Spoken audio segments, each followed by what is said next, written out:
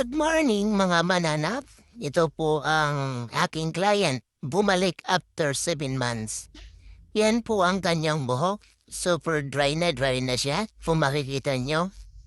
Ayan, so kukulayan natin siya. So ang gagamitin natin na brand ay Luso brand. Galing pa yan ng Adjman. So ayan ang brand ng ating kulay. So, imikos-mikos lang natin ng konti. Nasa 20 volume po tayo, 6%. Ayan, kinat ko na po yung pagkukulay sa kanya para mas madali yun at saka hindi mahaba ang panonood natin. Hindi tayo mabubore. Ayan, so, tapos na. Balutin na lang natin ng plastic yung kanyang holo. And then, ayan po pala yung gagamitin natin na hair mask. Brazilian keratin. So, ayan na. Nabalot na po na kanya ulo. So, after that, ayan na po ang ilalagay natin. Natapos na siyang banlawan, lagyan na po natin ng hair mask. So, hindi ko na po siya kiniratin.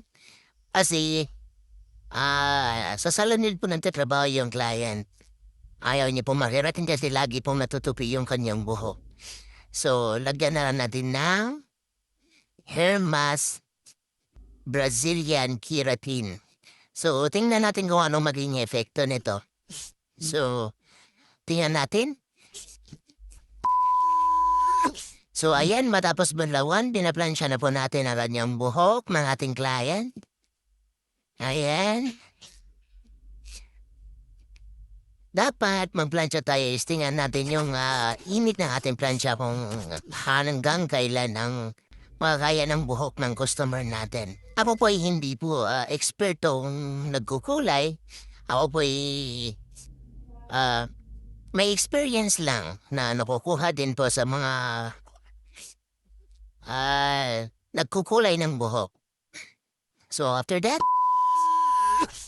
ayan na ang resulta ng Brazilian na hair mask. So ayan, kung makikita ninyo, ayan. So, napaka-shine, hindi na siya buhaghag. So, ngayon, ay nagpa-curl naman si Madam. So, pinakcurl natin yung kanyang buhok.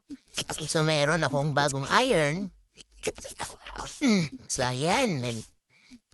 Curl na ang kanyang buhok. So, ang lipstick na Madam, kung makikita niyo ay pulang-pula. Ayan. Oh, mukhang natagalit pa si Madam, oh. So, ayan ang kanyang buhok. So, tingnan na natin ang maging resulta. Ayan. So, ayan, mukhang hindi yata okay si Madam. So, tingnan natin. Pag matapos, ang resulta ay ayan ang kalalabasan. So, napakaganda.